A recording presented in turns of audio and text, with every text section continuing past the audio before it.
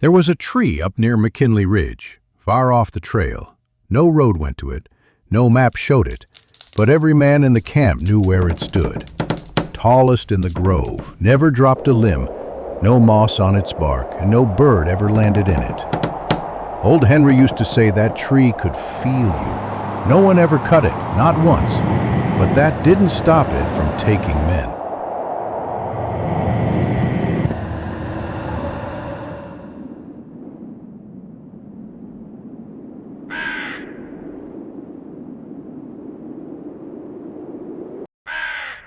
In the spring of 1908, a new crew was sent to clear timber on McKinley Ridge.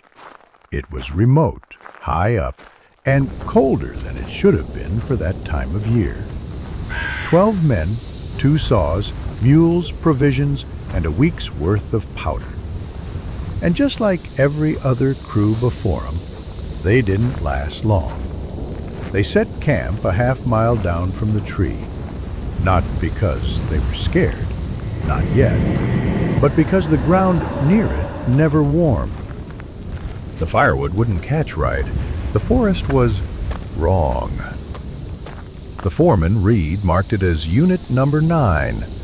The logbook entry just read, "Tallest tree, clean bark, no noise."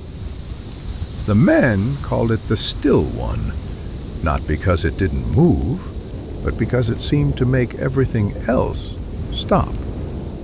The birdsongs would cut off mid-note when they walked near it.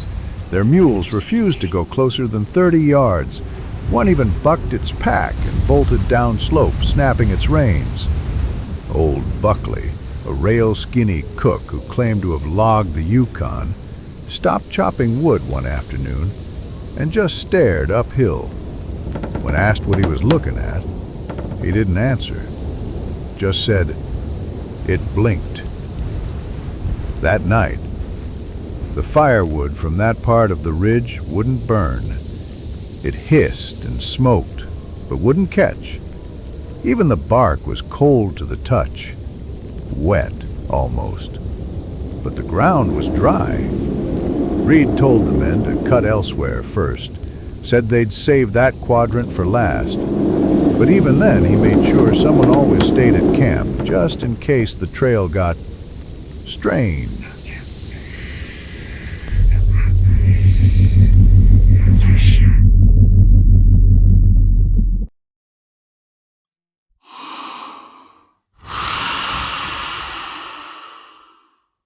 Eli Tompkins wasn't the kind of man to scare easy. He'd felled yellow pines in the Rockies and split black oak in Arkansas. But 2 days after they reached Unit 9, Eli started acting strange. Said he heard a hum coming from the tall one. Said it wasn't wind. Said it was breath, like something alive just beneath the bark. The others laughed at first, told him to lay off the stump whiskey. But then his tools went missing. All of them. Gone overnight. Even his gloves,